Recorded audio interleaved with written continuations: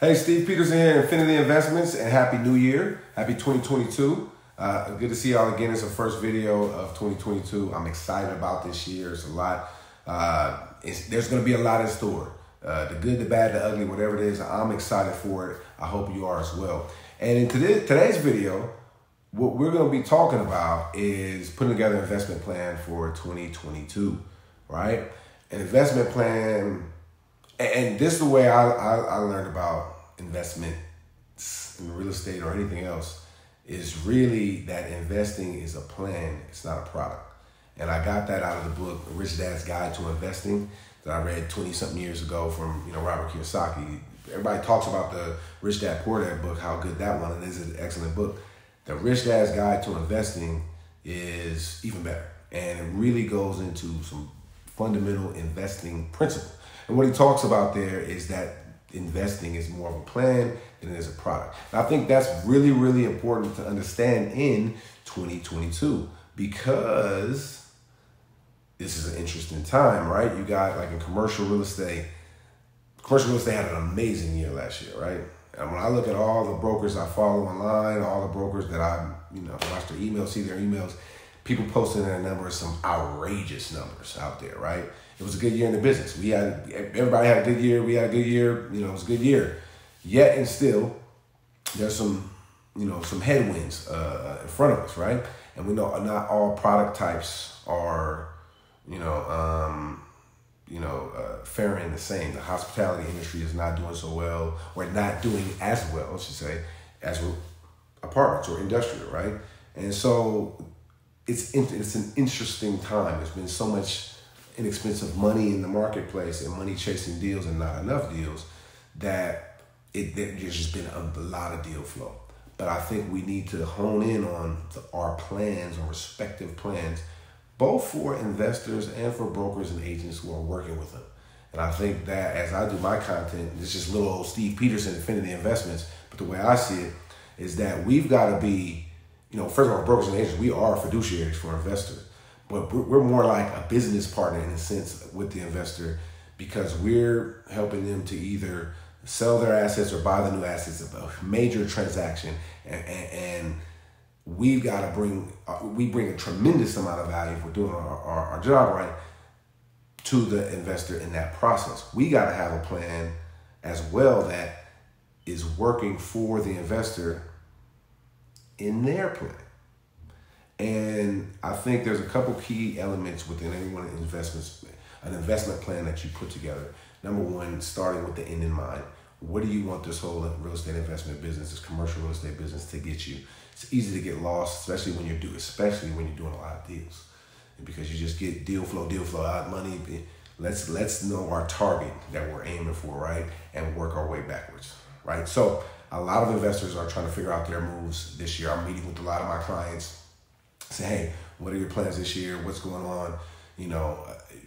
How can we be of value to what you're doing? And everybody, one thing I'm seeing a lot of, is people starting to change product types, or a lot of people who are in multifamily, which has been hot, at least here in the Bay Area, well, everywhere really, but in the Bay Area, a lot of people in Oakland say, hey, I want to go from apartments to office, apartments to triple net. I'm hearing that a lot. And in fact, I have a client in the midst of, we're selling a building now, and she's who wants to buy an office building. So I see that, and it makes sense. The question I would have is, how does that fall in line within your plan, right? Have you got the education? Do you know what you're doing in triple net? Do you know what you're doing in office? Do you have, an awareness in that space? Do you have management connections or ability in that space? Have financing, the whole thing. And most sophisticated investors do, but a lot of folks who have a lot of money and have had a lot of success don't. So I think we need to hone in on making sure whatever our plan is for the year, right? Whether that's doing an exchange, acquiring new property, maybe just focusing on operations, is that whatever move that you make is lining up with your end goal. Simple, elementary thought, but as right now, there's a lot of different ways you can go in the market, right? And we know interest rates are going up at some point. At least I would say the Fed said they're going to do 3 interest rate increases. So we could probably look to the second half of the year, money being a lot more expensive than the first half of the year. But nonetheless, more so than the interest rates that are out there, I think we need to understand our operational cost of capital. And when you make moves, what is the rate of return that you're looking for within that move versus just saying, hey, I want to sell this building. Or a lot of people say, hey, I don't want to sell my building because what am I going to buy, right?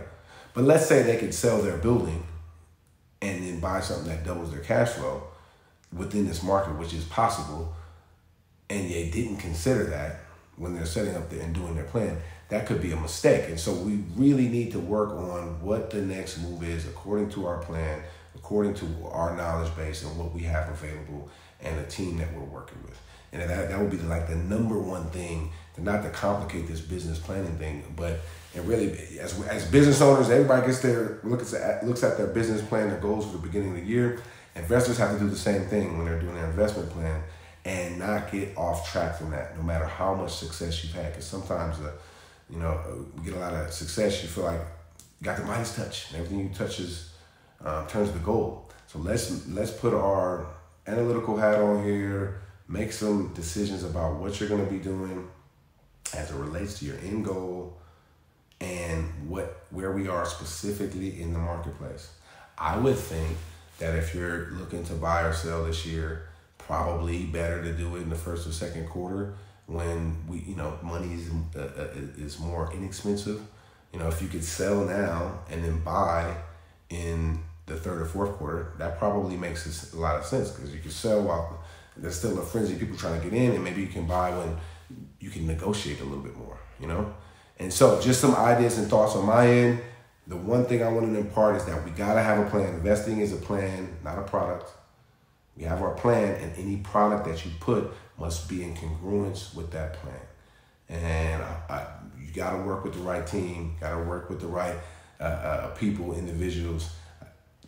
If you're looking to do business with a broker, if you're looking to do what you should be looking to do, we would love the service, but there's a million great firms out there. There's a million not so great firms. So make sure you're working with the right one, whether it's brokers, lawyers, managers, whatever. Now's the time as you put your plan in place to look at that and make the right moves. I trust you will.